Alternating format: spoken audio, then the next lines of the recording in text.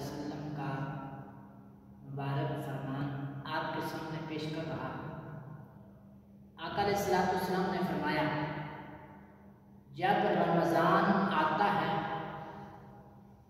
जन्नतों के दरवाजे खोल दिए जाते हैं, रहमतों के दरवाजे खोल दिए जाते हैं, जहन्नम के दरवाजे बंद कर दिए जाते हैं और शैतान को जंजीरें पहना दी जाती हैं। यकीनन ये लम्हात अहले इस्लाम के लिए बहुत ही अज़मतों, फजीलतों और रहमतों वाले लम्हात हैं। इन लम्हात में ज़्यादा से ज़्यादा अल्लाह ताला की बंदगी करनी चाहिए, ज़िक्र व अज़कार करना चाहिए, इस्तिग़फ़ार करना चाहिए। आका अलैहिस्सलाम मिंबर की पहली सीढ़ी पर कदम रखते हैं, सही बुखारी की हदीस है। आप फरमाते हैं आमीन।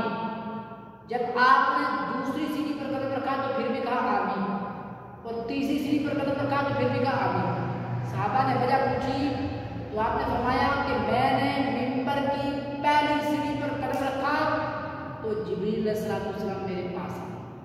जिब्राइल ने दुआ की, या रसूलल्लाह, जिसने रमज़ान मुबारक को पाया और नेकियां करके जन्नत हासिल न कर सका वो शख्स हलाक हो।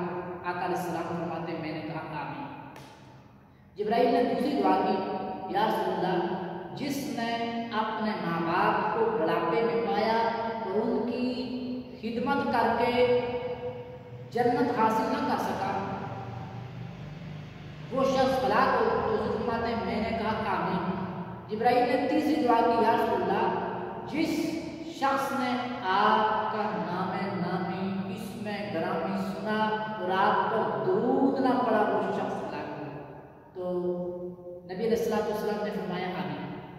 इस हदीस के पहले हिस्से में रमज़ान मुबारक की अज़मत और फजीलत को बयान किया गया है कि आका अलैहिस्सलाम ने फरमाया कि जिब्राइल ने ये बदवा की, फरिश्ता होकर बदवा कर रहा है कि या रसूलल्लाह, जिसने रमज़ान मुबारक को पाया और उसमें नेकियां करके अल्लाह की जन्नत हासिल न कर सका, अल्लाह को राज़ी न कर सका, वो शख्स हलाक हो।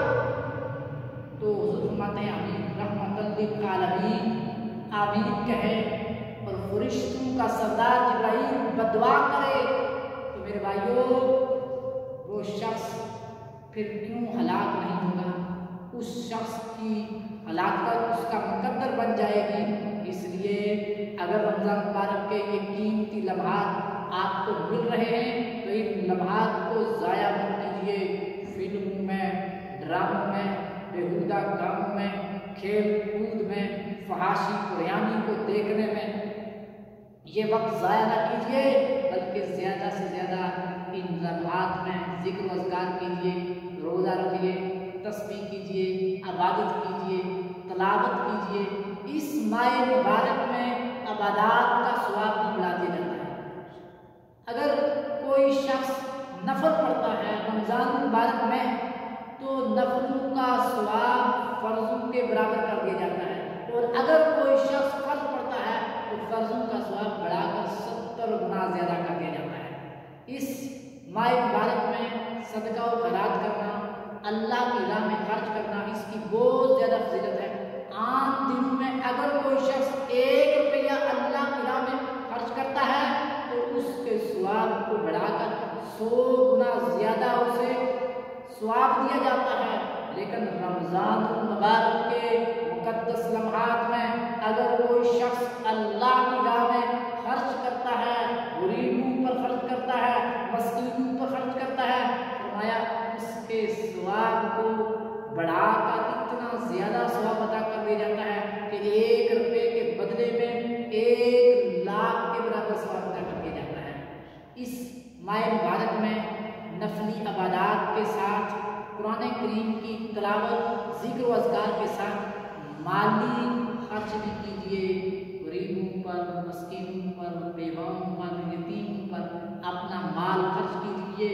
अपने इर्द गिर्द, अपने इस वतन अजीज़ में ऐसे चेहरे तलाश कीजिए जो गरीब तो है लेकिन अपनी गुर्बत का भरम रखने के लिए किसी के सामने दस्ते सवाल दराजने का मांगने की जरूरत और हिम्मत भी नहीं कर सकते। इस कोरोना वायरस की वबा में अहले इस्लाम हमारे बहुत से घर गुजर चुके हैं, बहुत से घर में 2 वक्त का खाना मुयस्सर नहीं है। हमारे खानों पर बहुत बड़ी जिम्मेदारी आयद होती है कि हम ऐसे चोरों को तलाश करें और उनका हक उन तक पहुँचाएँ।